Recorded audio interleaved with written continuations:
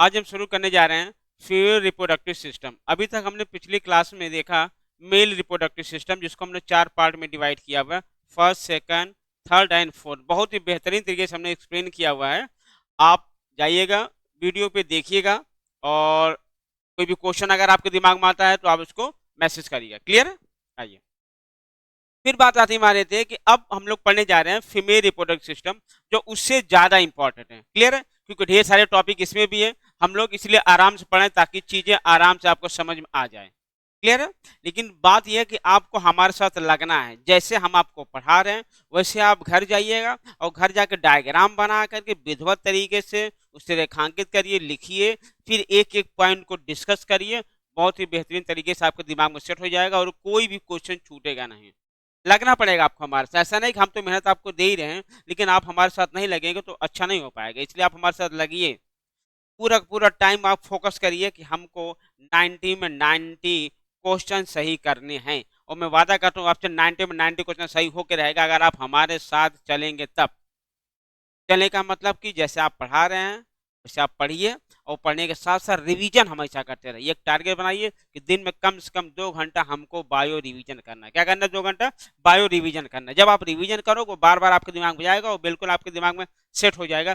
कोई भी क्वेश्चन, तब आपका दिमाग क्वेश्चन ढूंढेगा कि क्वेश्चन कहाँ मिले और मैं लगाऊंगी, मतलब ऐसा लगेगा। जब आपको ज्यादा रिवीजन हो जाएगा तो आपको लगेगा कि यार क्वेश्चन मिल क्यों नहीं रहा है, और क्वेश्चन जैसे मिला आप उसको सॉल्व कर दिए। लगिए उसको पागलपन जुझारू रूप से जुट जाइए कि हमको नीट 100% निकालना है और बायो में 90 ला कर दिखाना है। और मैं बता रहा हूँ कि आप हमारे पूरे टॉपिक को पढ़िए, कोई भी क्वेश्चन उसके बाहर नहीं आएगा, ये मैं लिख के दे सकता हूँ। क्लियर? आइए हम लोग चलते हैं, शुरू करते हैं।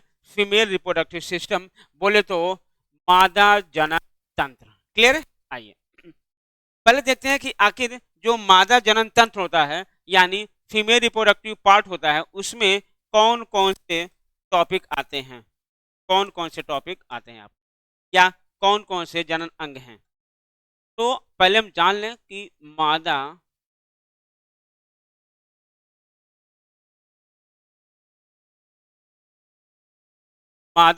जनन अंग,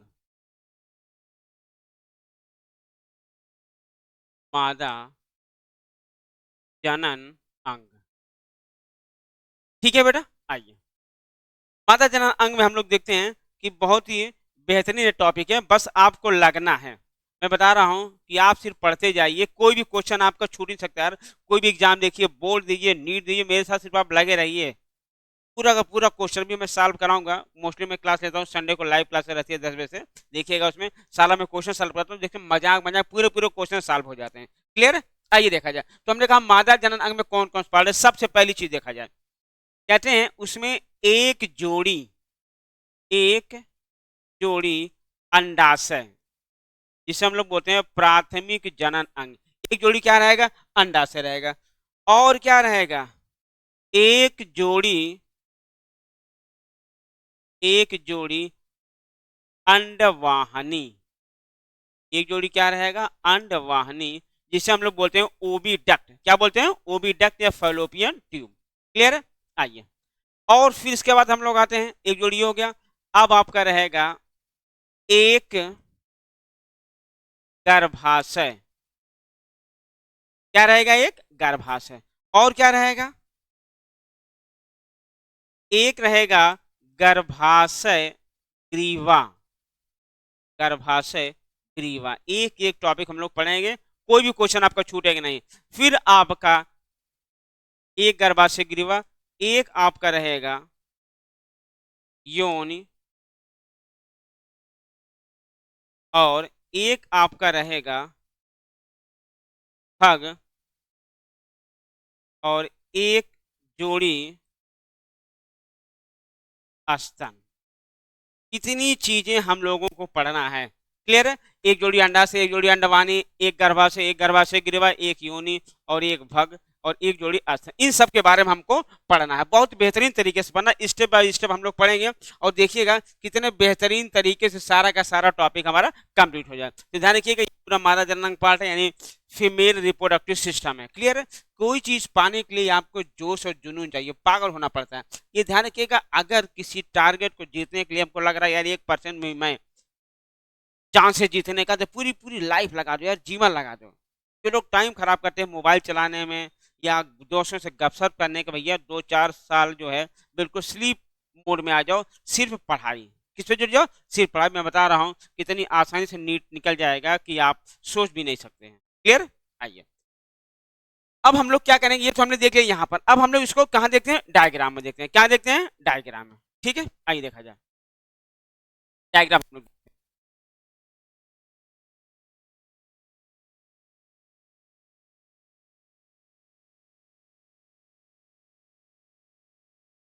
डायग्राम में भी एक एक चीज हम लोग को समझा जाएगा। देखिए यहाँ पर देख रहे हैं, ये देखो, ये है ओवरी। क्या है भैया? ये ओवरी। अभी हमने आपको बताया कि एक जोड़ी आपका क्या है? ओवरी है।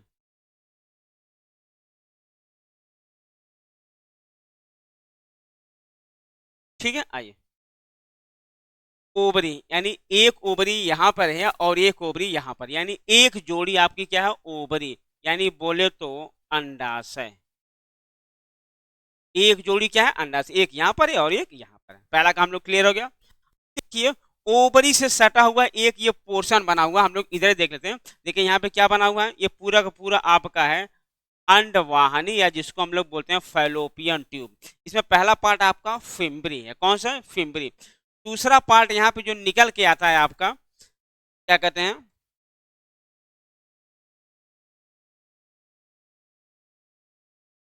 दूसरा जो पार्ट निकल के आता है, आइए देखा जाए।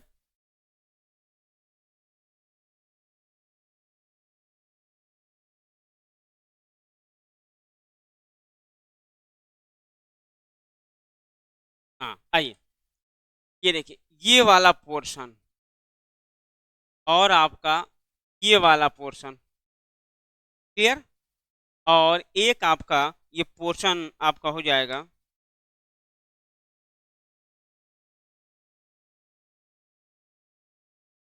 ये वाला पोर्शन। क्लियर? तो ये वाला जो पोर्शन है, ये आपका कहलाता है क्या? इनफंडीबुलम। क्या कहलाता है? इनफंडीबुलम कहलाता है। क्या कहलाता है? इनफंडीबुलम। क्लियर? जिसको आप बोलते हैं हिंदी में कीपक बोलते हैं। क्या बोलते हैं? कीपक। कीप नुमा होता है, कीपक बोलते हैं। क्लियर? और ये जो फिम्बरी, इसको बोलते हैं झालर। क्या बोलते हैं? झालर नुमा। देखो यहाँ पे लगा हुआ है, जो ये एक्चुअली क्या करता है, एक जो यहाँ से निकल उसको कैच करता है। क्या करता है? ये कैच करता है ताकि एक को चोट ना पहुंचे और ये कहाँ पहुंच जाए? फैलोपियन ट्यूब में। दूसरा पार्ट यहाँ पर आता है एम्पुला। एम्पुला अक्सर हम लोगों ने मुलाकात इसके पहले मेल रिप्रोडक्टिव पार्ट में मिला था। एम्पुला को हम लोग बोलते हैं तुम्बिका। क्या बोलते हैं बेटा? तुम्बिका बोलते हैं।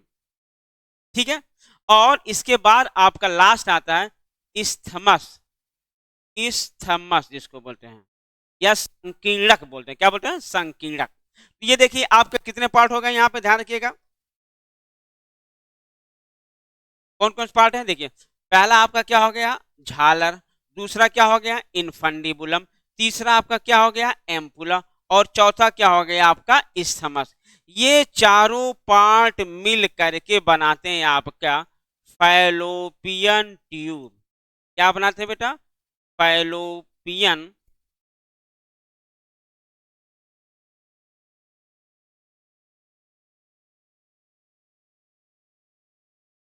Fallopian tube. आइए, या इस इंग्लिश में लिख देना, फैलोपियन ट्यूब, या इसी को बोलते हैं अंडवाहिनी। क्या बोलते हैं? अंडवाहिनी बोलते हैं। क्लियर है? दिख रहा है बेटा? हाँ ठीक, अंडवाहिनी बोलते हैं। आइए अब क्या होता है इसमें, इंपॉर्टेंट पार्ट क्या है, एक एक चीज समझ। आइए एक एक चीज हम लोग समझते हैं। क्या करेंगे? सबसे पहले हमने कहा ये झालर का काम क्या है। झालर, झालर क्या करता है कि जब यहां से एग यहाँ पे रिलीज होगा तो ये कैच करेगा ताकि इसके ऊपर कोई चोट लगने ना पाए। अब ये क्या कर, धीरे धीरे वो मूव करेगा और ये जाएगा इस पूरे एरिया में। ये धीरे धीरे मूव करेगा और ये पहुंच जाएगा कहाँ? एम्पुला पहुंच जाएगा। कहाँ पहुंच जाएगा? एम्पुला। इनफंडिबुलम को क्रॉस करते हुए एक पहुंच जाएगा कहाँ पे? एम्पुला रीजन में। और जो क्वेश्चन कई बार क्वेश्चन पूछा गया है, वो क्वेश्चन पूछा गया है कि निषेचन कहाँ पर होता है। अगर कोई पूछे निषेचन कहाँ पर होता है, तो निषेचन होता है कहाँ पे, तुम्बिका में। ध्यान रखिएगा, पहले नॉर्मल कंडीशन में बताया जाता था कि जो निषेचन हो रहा है वो होता है फैलोपियन ट्यूब में, फिर और उसको स्पेसिफाई कहा गया। स्पेसिफाई होने पर कहा गया कि ये एम्पुला और स्थमस के जंक्शन पर, लेकिन अब जाके फाइनल आ गया कि ओनली कहाँ होता है निषेचन, एम्पुला पार्ट में। कहाँ होता है, एम्पुला पार्ट में क्या होता है निषेचन। तो ये आपका था फैलोपियन ट्यूब का पार्ट। कौन कौन सा है आपका, झालर है, और आपका कीपैक है, इन्फेंडिबुलम, एम्पुला, स्थमस, ये चारों चीज मिल करके बनाया क्या, फैलोपियन ट्यूब बनाया। फैलोपियन जिसको बोलते हैं अंडवानी, क्या बोलते हैं, अंडवानी बोलते हैं, या इसी को ओविडक्ट भी कहते हैं। ध्यान रखिएगा, इसी का नाम ओविडक्ट भी है। तो पूछा जाएगा, पहला क्वेश्चन आएगा नीट में कि निषेचन कहाँ होता है, तुम्बिका पे, तुम्बिका पे, तुम्बिका पे। ध्यान रखिएगा, भूलिएगा नहीं। हाँ, और देखो क्वेश्चन और किस तरीके से क्वेश्चन एराइज हो सकता है। ध्यान रखिएगा, मैं बता रहा हूँ क्वेश्चन कितना तरीका बताऊंगा, उसके बाहर क्वेश्चन आ ही नहीं सकता किसी भी कंडीशन में। ऐसे में दावा नहीं करता हूँ, दावा करता हूँ कि अगर आप मेरे इस क्लास को आप ज्वाइन किए हो, पूरा वीडियो आपने देखा है, और मैं गारंटी साथ करता हूँ क्वेश्चन कोई भी इस टॉपिक से बाहर नहीं जाएगा। अगर आपने पढ़ा है तो हमारा वीडियो मन लगा के पढ़ा हुआ है, थोड़ा जोश और जुनून से पढ़ा हुआ है। सबसे पहले हम एक टारगेट बनाए, टारगेट बनाया कि हमको 90 मार्क्स बायो में, यानी नीट में बायो में 90 लाना है, आउट ऑफ 90, यानी 90 क्वेश्चन हमको सही करना है। 360 मार्क्स हमको लाना है। पहले टारगेट तो लोग बनाते नहीं, सो अंदाज कर लेते 70 हो जाएगा, 60 हो जाएगा, नहीं ऐसा नहीं। लिखो एक जगह कि 90 मार्क्स सही करना है, उसके पीछे लगो कि कहाँ गलतियां हो रही हैं, क्या रिवाइज करना हमको, कौन सा पोर्शन हमारा कमजोर है। मैं ऐसा टॉपिक पढ़ा रहा हूँ, सारा सारा जो आपका कमजोर पोर्शन होगा जबरदस्त, कोई पोर्शन कमजोर नहीं होता मेरे दोस्त। जब आप उस टॉपिक पर कम जोर देते हो तो कमजोर हो ही जाता है। ज्यादा जोर दो, पढ़ लो पूरा पूरा टॉपिक मिला करके अच्छे तरीके के, और वो बेहतरीन हो जाएगा, और पूरा पूरा मार्क्स देके चला जाएगा। फिर आपको अच्छा, ऐसी बात। आइए देखते हैं, क्या आपको बता रहा कि आपकी इसका जो है 4 पार्ट है, किसका, फैलोपियन ट्यूब का, यानी निषेचन। हाँ, एक क्वेश्चन मैं आपको बता रहा, और क्वेश्चन क्या पूछेगा कि ये जो आपका अंडाशय है, क्या है भैया, ये अंडाशय, अंडाशय के सब नजदीक कौन सा पार्ट होता है। ध्यान रखिएगा, क्रम पहले आएगा आपका झालर, फ्रिम्बी, फिर कौन आएगा, पहले आपका आ गया ये, फिर इन्फंडिबुलम, एम्पुला और स्थमस। अगर कोई पूछे गर्भाशय के नजदीक कौन सा पार्ट आएगा, तो स्थमस, यानी स्थमस जो होता है ये गर्भाशय के नजदीक होता है, गर्भाशय के नजदीक। और अगर ओवरी पूछा जाए तो कौन हो जाएगा, झालर, ओवरी के नजदीक झालर है, कम रहेगा। और अगर पूछा कि गर्भाशय के सबसे नजदीक कौन सा है, तो क्या कहेंगे, संकीर्णक होगा, जिसको आप बोलो क्या, स्थमस, क्या बोलो, स्थमस। ये था आपका इसका पोर्शन, किसका पोर्शन, आपका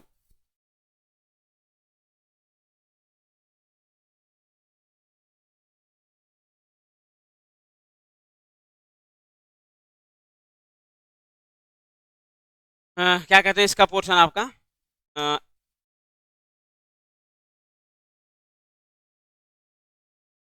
आइए, ये आपका हो गया, किसका पोर्शन आप समझ लिया, फैलोपियन ट्यूब का। आइए फैलोपियन ट्यूब के बारे में हम लोग पढ़ लेते हैं आगे। अब आपका हम लोग आते हैं दूसरा पोर्शन में, पकड़ते हैं बेटा गर्भाशय। क्या पकड़ते हैं, गर्भाशय के बारे में हम लोग पढ़ लेते हैं। क्लियर है, आइए देखा जाए।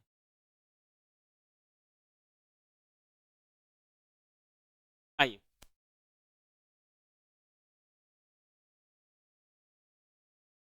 गर्भाशय, आइए, ये देखिए, ये आपके गर्भाशय के 3 लेयर हैं। कितने लेयर है, 3। एक सबसे बाहर है, मतलब अंदर की तरफ, जिसको हम लोग इधर भी है और इधर भी है। ध्यान रखिएगा, ये जो आपकी लेयर है ये कहलाता है आपका अंदर है, अंदर होगा इंडोमेट्रियम। क्या कहलाता है, इंडोमेट्रियम। ध्यान रखिएगा, जो आपका इम्ब्रियो यहाँ पे लगता है, यहाँ पे जो इम्ब्रियो लग रहा है वो किससे अटैच होगा, इंडोमेट्रियम, यानी यूट्रस में अगर इंडोमेट्रियम नहीं है तो कभी भी भ्रूण उस पे इम्प्लांट नहीं होगा। एक बार क्वेश्चन आया था, पिछले काम डिस्कस किया गया था कि क्या इंडोमेट्रियम का होना जरूरी है भ्रूण के इम्प्लांट के लिए, बिल्कुल जरूरी है, नहीं होगा तो नहीं हो पाएगा। देखिएगा, जो ये हम लोग यहाँ पे क्यों रेड कर, क्योंकि ये जब मेंस्ट्रुअल साइकिल अभी हम लोग आगे पढ़ेंगे तो ये लेयर पूरी क्या हो जाती है, ब्रेक हो जाती है। क्या हो जाती है, ब्रेक। क्यों ब्रेक हो जाती है, क्योंकि नया नया जायगोट बनता है, नए सेल ऐसे, जैसे अगर मान लो कभी गलती से आपके चोट लग जाए अंगुली में, अंगुली कट के बाहर चला गया, अगर आप तुरंत लगाओगे चिपका दोगे तो जुड़ जाएगा, लेकिन 2 दिन बाद लगाओगे नहीं लगेगा। क्यों, क्योंकि नए नए सेल होते हैं आपस में, ताजा ताजा सेल होते हैं, जुड़ जाते हैं। उसी तरीके से नया सेल जायगोट तो बना है, लेकिन यूट्रस में भी नया सेल होना चाहिए, इसलिए ये पूरी पूरी क्या होती है, टूट जाती है, क्रैक हो जाती है, और फिर से नया सेल रीजनरेट होता है, तब जाकर के वो अटैच होता है। बीच वाला जो पोर्शन है आपका यहाँ वाला, इसको हम लोग कहते हैं मायोमेट्रियम। क्या कहते हैं भैया, मायोमेट्रियम। हिंदी में, हिंदी और इंग्लिश में सेम है, मायोमेट्रियम। और लास्ट वाला सबसे बाहरी जो है उसको हम लोग बोलते हैं पेरीमेट्रियम। क्या बोलते हैं बेटा, पेरीमेट्रियम। क्लियर है। सबसे अंदर कौन सी लेयर है आपकी, इंडोमेट्रियम।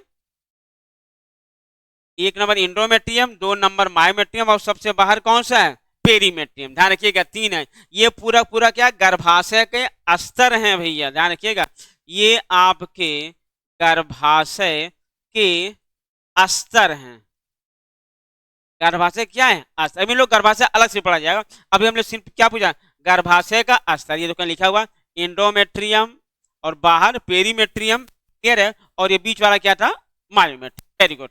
अब देखिए यहां पर एक छोटा सा डायग्राम बना जिसको कहा जाए सर्विक्स, जिसको बोलते हैं गर्भाशय ग्रीवा। क्या कहते हैं, गर्भाशय ग्रीवा कहते हैं इसको। ठीक है। और लास्ट आपका है वेजाइना, जिसको हम लोग क्या बोलते हैं, योन बोलते हैं। क्या बोलते हैं, योन। और योन जहां खुलते हैं उसको हम लोग बोलते हैं भग। क्या बोलते हैं, भगा। भी हम लोग डायग्राम बना के देखा जाएगा। क्लियर है। अब कहते हैं कि आपने देखा यहाँ पे एक ओवेरियन क्वेश्चन बहुत प्यारा था। एक ओवेरियन यहाँ पे लिगामेंट लगा हुआ है, कहते हैं इस लिगामेंट को हम कह सकते हैं, क्या कह सकते हैं, एक होता वर्ड इसको बोलते हैं मीजोवेरियन। मीजोवेरियन बोलते हैं, मीजोवेरियम। ये एक तरह देखा जाए एक मिजेंट्री होती है जो ओवरी को उस वाल से जोड़े रखती है, किससे, आपका ये वाल जो देख रहे हैं ये अटैच है इसके यूट्रस वाल से, लास्ट वहां से जुड़ा हुआ है पूरा पूरा। अच्छा, ये पोर्शन पाया कहाँ जा रहा है, ये पोर्शन आपका पाया जा रहा है श्रोणी भाग में। कहाँ होता है, श्रोणी भाग में पूरा पूरा पोर्शन पाया जाता है, और किडनी से काफी नीचे होता है। किडनी से क्या होता है, काफी नीचे होता है। तो हम लोगों ने थोड़ा सा समझ लिया कि फीमेल रिप्रोडक्टिव सिस्टम में क्या क्या आते हैं, हमने उसके बारे में पढ़ लिया। एक जोड़ी अंडाशय के बारे में पढ़ लिया, ये तो एक जोड़ी अंडाशय हो गया। एक जोड़ी आपका अंडवाहिनी के बारे में पढ़ लिया, ये भी हम लोग पढ़ लिया। एक गर्भाशय के बारे में पढ़ लिया, एक आपका गर्भाशय ग्रीवा के बारे में पढ़ लिया, वेजाइना के बारे में पढ़ लिया, और भग के बारे में पढ़ लिया। अभी हम लोग पढ़ेंगे वहां पर क्या बोलते हैं, क्या कहते हैं, स्तन ग्रंथि पढ़े, आगे पढ़ा जाएगा। ये देखिए ये क्वेश्चन आया था एक बार कि ये जो आपका सर्वाइकल कैनाल देखो, ये वेजाइना के साथ मिल करके बर्थ कैनाल बनाती है। लोग पिछली क्लास में हम लोगों ने क्वेश्चन डिस्कस वहां पे मुलाकात हुई थी। क्लियर है। तो ये आपका था फीमेल रिप्रोडक्टिव सिस्टम। क्लियर है। आइए अभी हम लोग यूट्रस के बारे में पूरा अभी डिटेल पढ़ा जाएगा। अभी सिर्फ हम लोग क्या जानना था, कितने पार्ट होते हैं, कितने स्तर होते हैं, और इसके कितने भाग होते हैं। तो हर एक चीज को स्टेप बाय स्टेप पढ़ना है। जब आप स्टेप बाय स्टेप पढ़ोगे कोई कंफ्यूजन नहीं होगा, सब बेहतरीन तरीके से आएगा। क्लियर है। तो हमने देखा कौन कौन से पार्ट होते हैं, फिर पार्ट में हम लोगों ने देखा कि हर एक पार्ट का हम लोग पढ़ा। जैसे क्या पढ़ा, हम लोगों ने अंडवानी पढ़ लिया, ओवरी पढ़ लिया, है ना। अब हम लोग क्या है ना, हर एक के बारे में डिटेल पढ़ना। क्या पढ़ना है, डिटेल पढ़ना। आइए पढ़ा जाए, शुरू किया जाए, ध्यान से देखिएगा। या तो कोई दिक्कत हो तो मैसेज करिएगा, क्वेश्चन पूछ सकते हैं आप व्हाट्सएप पे और या टेलीग्राम से, नंबर सेम है हम लोगों का भाई, ध्यान रखिएगा। आइए अब हम लोग आगे चलते हैं। अब लोग पहले पढ़ेंगे किसके बारे में, ओवरी के बारे में डिटेल पढ़ा जाएगा। आइए पढ़ा जाता है, चलें आगे। आइए देखिए, ये देखिए ये आपका हो गया ओवरी का डायग्राम। आइए पहले कुछ चीजें हम लोग समझते हैं। क्या देखते हैं, कुछ चीजें हम लोग समझते हैं। क्या समझते हैं,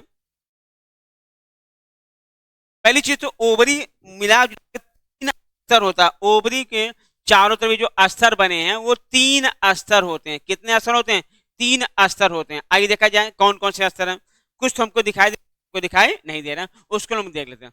सबसे पहला जो ये आपका ये बाहर का स्तर है, इसको हम लोग कहते हैं पेरिटोनियम। क्या बोलते हैं, पेरिटोनियम बोलते हैं, पेरिटोनियम।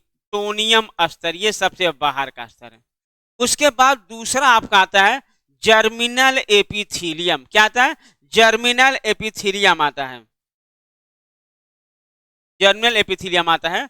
और तीसरे नंबर पर आता है ट्यूनिका एल्बुजिनिया, यानी पहला स्तर पेरिटोनियम, दूसरा स्तर जर्मिनल एपिथीलियम और तीसरा आपका ट्यूनिका एल्बुजिनिया। ये ओवरी का सबसे बाहरी 3 स्तर होता है। दिखाई दे रहा है? ध्यान सुनिए, मैं बता रहा हूं कितना जबरदस्त। बायो लोग मत डरते हैं, बायो लोग डरते हैं, कहते हैं बहुत ही मेहनत है। अरे भाई मेहनत करोगे, इसका कोई रिटायरमेंट भी तो नहीं है। एक बार अगर आप डॉक्टर बन गए और बूढ़े हो गए 80-90 साल का, पता लगा आपका प्राण निकलने वाला है और गलती से किसी का हाथ पकड़ लिया, 500 रुपये फीस आपका बन गया, दवा भले आपने लिखवाया भाई, तो आप लास्ट तक इनकम बिल्कुल ठोके पड़े रहोगे। तो उसके पीछे मेहनत भी तो आपको करना पड़ेगा बेटा। तो हमको कहते हैं सबसे अच्छा कैरियर गर्ल्स के लिए भी क्या होता है? डॉक्टर। मायके है या ससुराल, एक छोटा सा कमरा रहा है, अपना पेशेंट चलाते रहे, है ना। तो ये अच्छी चीज है, आपके एसी में बैठना है, कोई धूप में दौड़ना भागना नहीं है कि नहीं है? तो आइए चलते हम लोग। बस होता ये है कि बेटा पहले जुनून आपको पालना पड़ेगा। सबसे बड़ी दिक्कत ये आती है कि बच्चे कहीं ना कहीं क्या नहीं करते हैं कि अपना लक्ष्य निर्धारित नहीं करते। इसलिए आज जाके निर्धारित करना है आपको अपना लक्ष्य। क्या करना है आपको? अपना लक्ष्य निर्धारित करना है। कैसे करना है? पहला काम यहां लिखिएगा, फर्स्ट रैंक। किसमें? नीट में। ऐसा लिखने का, ऐसे लिखने के बाद आप हंसोगे, ऐसा कैसे हो सकता है? अरे ऐसा हो सकता है, पहले अपने दिमाग को कमांड तो दो। जब आप लिखोगे फर्स्ट रैंक तो आपकी रैंक आ चुकी है। अब उसके पीछे जैसे हम लोग एक्सपेरिमेंट करते हैं कि मटेरियल रिक्वायर कौन कौन सा मटेरियल चाहिए यहां तक पहुंचने के लिए। यहां पे डेली लिखिएगा कम से कम 2 घंटा सिर्फ सिर्फ क्या करना है?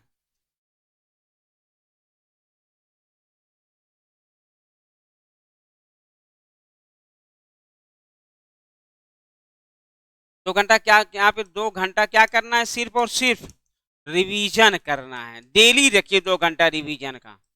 और कम से कम 3 घंटा बायो, कोई भी टॉपिक आपको पढ़ना है, इतना मान के चलिए। क्लियर है? अब आप अपनी सुविधा अनुसार कम भी कर सकते हैं, लेकिन 2 घंटा आपको रिवीजन करना ही करना है। चाहे नया आप 2 ही घंटा पढ़े, कोई दिक्कत नहीं, और भी सब्जेक्ट आप ध्यान दीजिएगा, लेकिन इतना कम से कम बायो में अगर 90 नंबर लाना है या 90 क्वेश्चन सही करना है, इतना आपको डेली रखना पड़ेगा। 2 घंटा रिवीजन, 3 घंटा पढ़े। बता रहा हूँ कि 90 का 92-93 सही हो जाएगा यार। पहले आप कोशिश करके देखिए, इतना आप डेली रूटीन बनाइए, कितना हमको पढ़ना ही पढ़ना है, तो आपका 90 क्वेश्चन में से 90 क्वेश्चन सही हो जाएगा। आइए आगे चलते हैं हम लोग।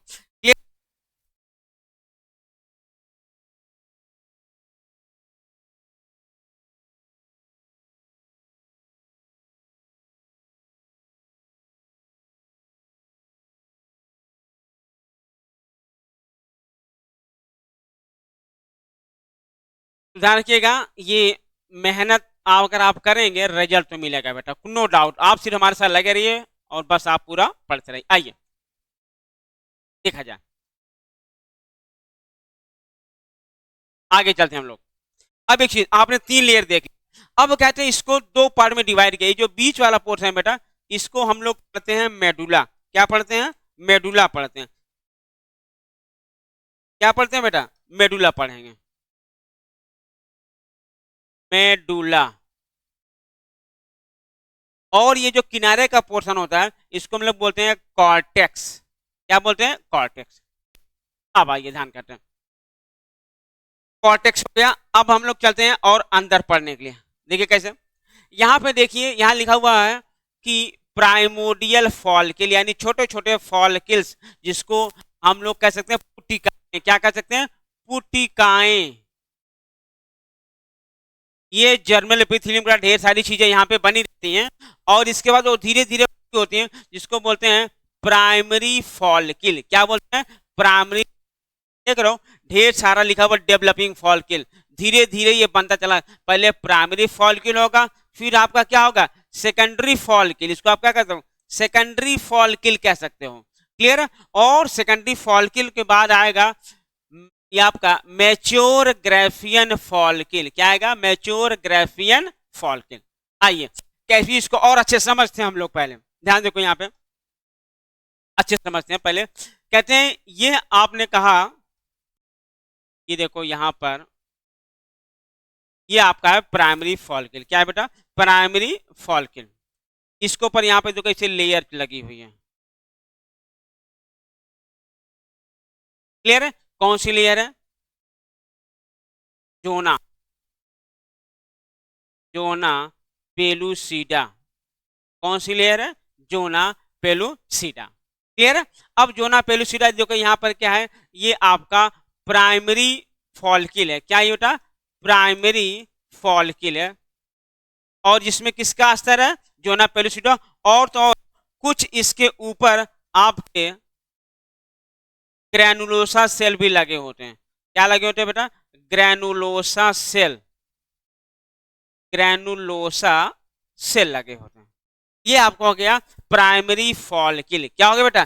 Primary follicle. अब हम लोग जब पढ़ेंगे, अब ये आगे डेवलप होगा और डेवलप हो जाएगा तो वह कहलाएगा द्वितीयक फॉलिकल। क्या कहलाएगा? द्वितीयक फॉलिकल। द्वितीयक फॉलिकल कैसे होता है? द्वितीयक फॉलिकल, आइए, द्वितीयक फॉलिकल में क्या है? थोड़ा सा मेम्ब्रेन जो है वो बढ़ जाएगा। आइए देखिए कौन सा मेम्ब्रेन, ये देखिए, ये इसको बोलते हैं ऊसाइट या अंडक बोलते हैं। कहता है अब इसके ऊपर क्या होगा? लेयर क्या लगेगा? ढेर सारा लेयर लग जाएगा। ये आला लग गया। आइए, और इसके बाद इसके ऊपर दो लेयर लग जाएंगे।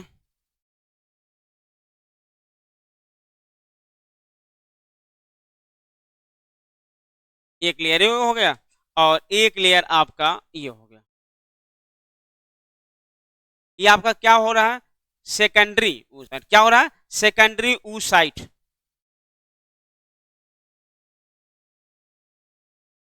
सेकेंडरी ऊसाइट, ये देखिए सेकेंडरी ऊसाइट।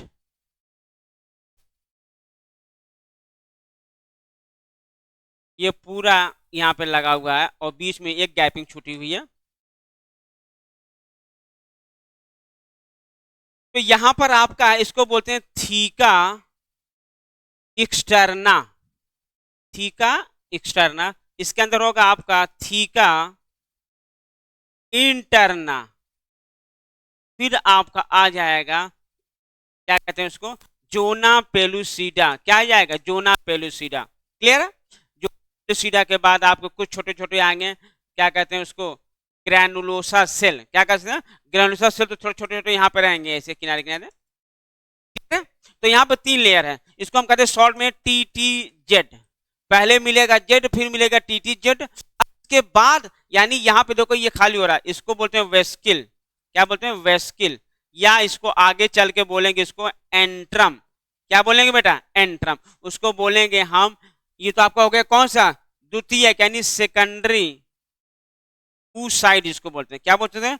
सेकेंडरी ऊ साइड का ये डायग्राम है, जिसमें ये आपका थीका एक्सटर्ना है, थीका इंटरना है, जोना पेलुसिडा, कुछ ग्रेनुलोसा के सेल है। क्लियर है? और बीच में कुछ खाली जगह दिखाई दे रहे हैं जहां पे कुछ द्रव भरा है, उसको हम बोलते हैं वेस्किल या एंट्रम बोलते हैं। अब एक लास्ट में आपका आता है आपका मेच्योर ग्राफियन फॉलिकल यानी परिपक्व ग्राफियन फॉलिकल। आइए देखा जाए वो कैसे हम लोग देखेंगे।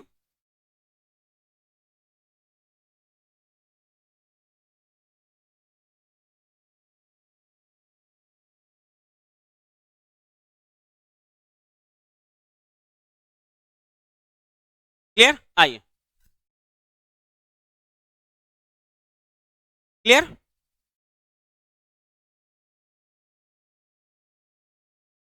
आइए, अब आ गया आपका कौन सा? ये परिपक्व ग्राफियन। ध्यान रखिएगा, परिपक्व ग्राफियन फॉलिकल बहुत इंपॉर्टेंट। इसका डायग्राम पहले पर वहां पे बना, फिर भी हम लोग यहाँ से अच्छे से पहले समझ लेते हैं। आइए, ये आपका हो गया, इसके अंदर आपका ऊ साइट रहेगा ही रहेगा। क्लियर है? अब क्या होगा? इसके चारों तरफ कई लेयर रहेंगे। ध्यान रखिएगा,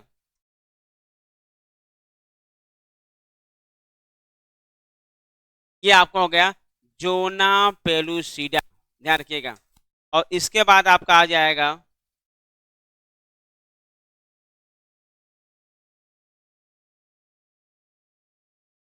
कोरोना रेडिएटा। क्या आ जाएगा? Corona radiata. उसके बाद आपका आ जाएगा मेम्ब्रेना मेम्ब्रेना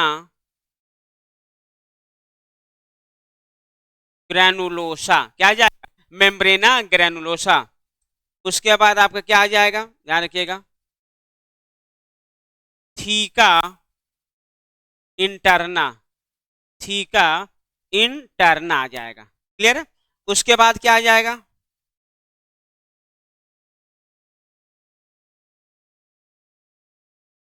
थीका एक्सटर्ना, क्या आ जाएगा, थीका एक्सटर्ना। क्लियर है? इसके बाद आपका यहां पर ढेर सारा खाली स्थान छूटा हुआ है, ये एरिया पूरा छूटा हुआ है यहाँ पर, या इसको ऐसा कह सकते हो कि पूरी पूरी मेम्ब्रेन यहाँ पे ऐसे छुटी रहती है।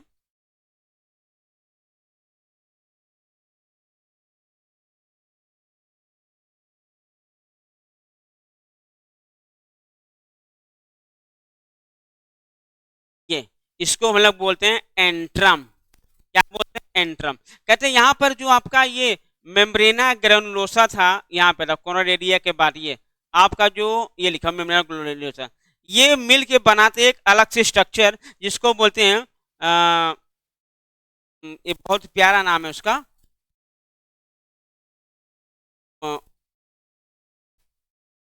Discuss प्रोरीगेरस, discuss प्रोलीगेरस।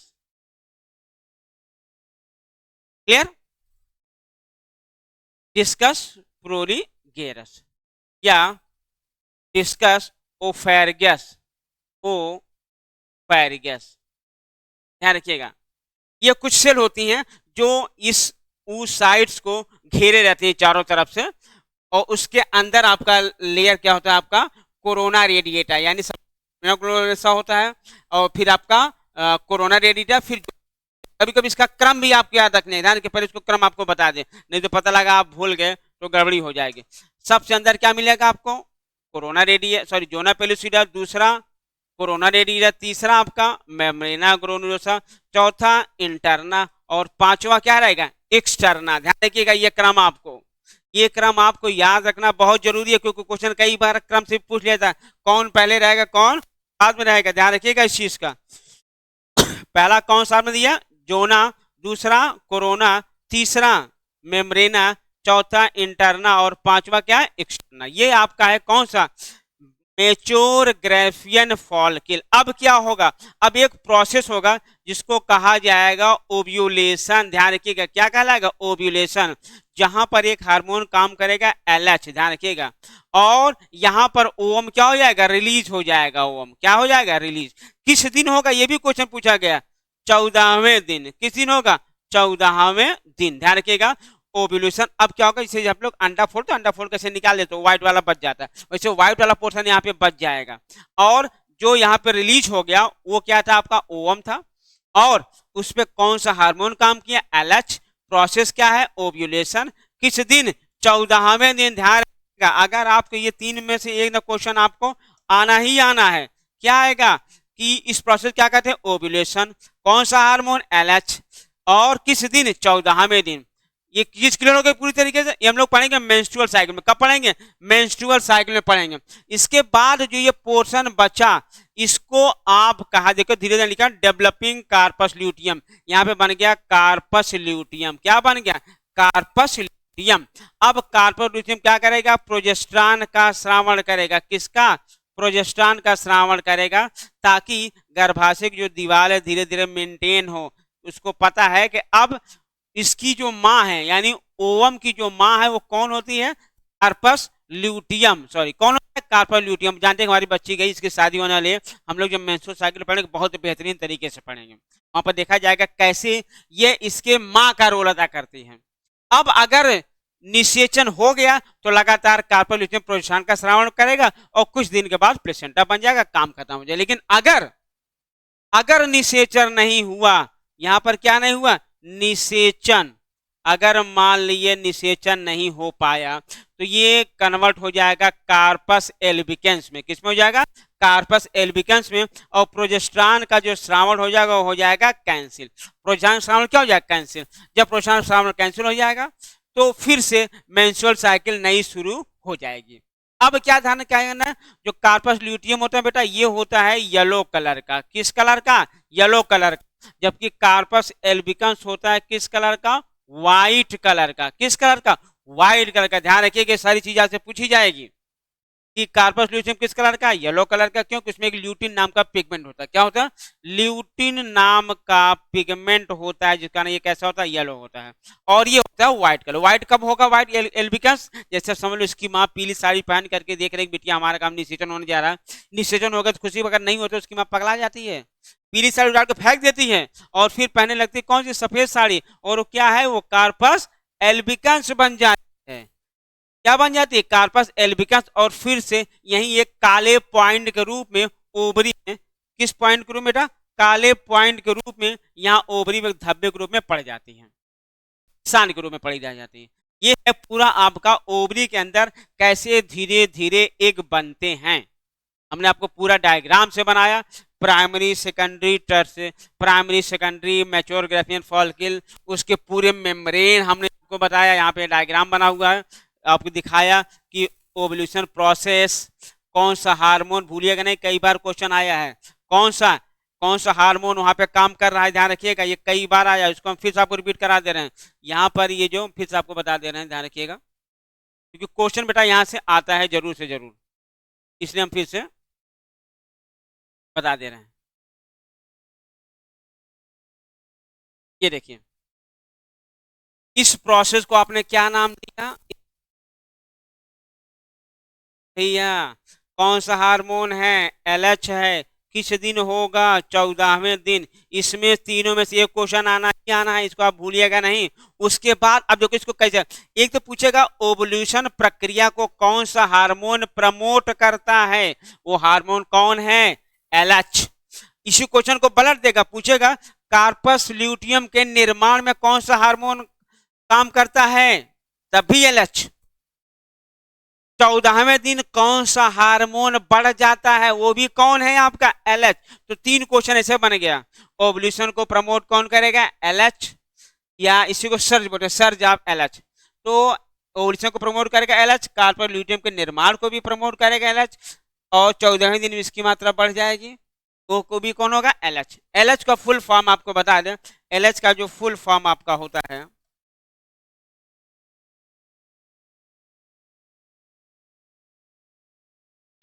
फुल फॉर्म होता है, आइए, एलएच का फुल फॉर्म, एलएच का जो फुल फॉर्म होता है उसको बोलते हैं ल्यूटेनाइजिंग हार्मोन। क्या कहते हैं, ल्यूटेनाइजिंग हार्मोन। ध्यान रखिएगा ये क्वेश्चन कई बार आया हुआ, ल्यूटेनाइजिंग हार्मोन, ठीक है। और ये आएगा एंटीरियर पिट्यूटरी से, कहां से आता है, एंटीरियर पिट्यूटरी ग्लैंड से निकलेगा एलएच हार्मोन। इसका काम देख लो, पहला काम ओव्यूलेशन, ध्यान रखिएगा, ओव्यूलेशन। दूसरा काम क्या है कि प्रमोट द फॉर्मेशन ऑफ, क्या बेटा, कार्पस ल्यूटियम, ध्यान रखिएगा, है promote the formation of corpus luteum. ये इंक्रीज करेगा किस दिन, 14वें दिन। इस समय क्वेश्चन आना ही आना है। और पहला क्या, और क्यों क्वेश्चन क्या आ सकता है, और क्वेश्चन ये आ सकता है कि प्राइमरी में कितने लेयर होते हैं, सेकेंडरी में कितने लेयर होते हैं, परिपक्व फॉलिकल क्या होता है, उसको तीनों का डायग्राम एक बार आप बनाइएगा जैसे हमने बनाया है। इसके बाद कभी कभी जो आपने बताया ना डिस्कर प्रोलीगेरस बताया, उसका काम क्या है, वो एक्चुअली जो होता है वो मेम्ब्रेना, जो मेम्ब्रेना ग्रैनुलोसा होती है उसी पार्ट का ये बना होता है। ये कुछ नहीं करता, ये उस साइड को घेरे रहती है बनने से पहले और रिलीज होने के बाद भी। इसका काम होता है ये निषेचन के लिए कहा जाता है, ऐसे क्वेश्चन में आ जाता है कभी कभी पूछा ना, लेकिन जान लीजिए ये निषेचन को इजी बनाने में हेल्प करता है। कौन, मेम्ब्रेना ग्रैनुलोसा। क्लियर है, आइए। तो हम लोगों ने आज पढ़ लिया फीमेल रिप्रोडक्टिव सिस्टम, और बहुत बेहतरीन तरीके से पढ़ा। मैं आपसे कहूंगा पूरा टॉपिक आप अगला, इसका पोर्शन हम लोग अगले सेशन पढ़ेंगे, मतलब अगले क्लास में पढ़ा जाएगा। तब तक आप क्या करिएगा, ईमानदारी से पढ़िएगा, रिवाइज करिएगा, लगातार वीडियो आप देखिए, और भी जिस तरीके का वीडियो चाहिए वो आप कमेंट भेजिए, क्वेश्चन भेजिए, वो भी कमेंट भेजिए, जैसा आप लोग करते रहिए। हाँ, लेकिन जो हमने बताया आज जा करके लक्ष्य जरूर रखिएगा। लक्ष्य हमारा क्या है? लक्ष्य हमारा है,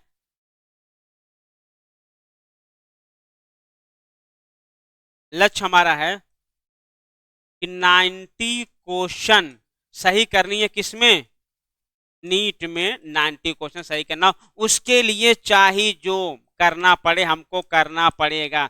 चीजें तब आपको मिलेगी जब आप उसके पीछे पागल तरह होगे, यानी उसको पाने के लिए आप कुछ भी खोने के लिए तत्पर हैं, तब समझ लो लक्ष्य आपको मिलकर ही रहेगा। मैं रावत सर आपके बायोलॉजी के लिए बिल्कुल तैयार हूँ। आप पढ़ते रहिएगा, रिवाइज करिएगा, कोई भी क्वेश्चन और टॉपिक हो आपको मैसेज करिएगा। थैंक यू, धन्यवाद।